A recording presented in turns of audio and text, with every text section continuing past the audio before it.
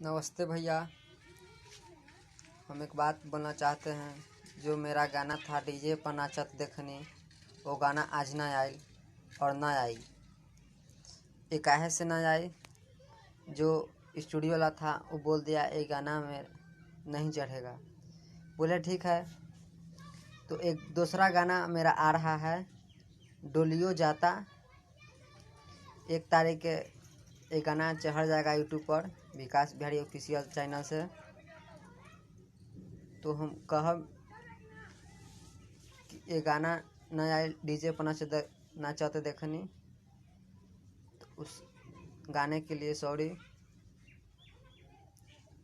और ये वाला गाना आई डोलियो जाता, 1 तारीख के सुबह 6 बजे यूट्यूब पर चल जाई।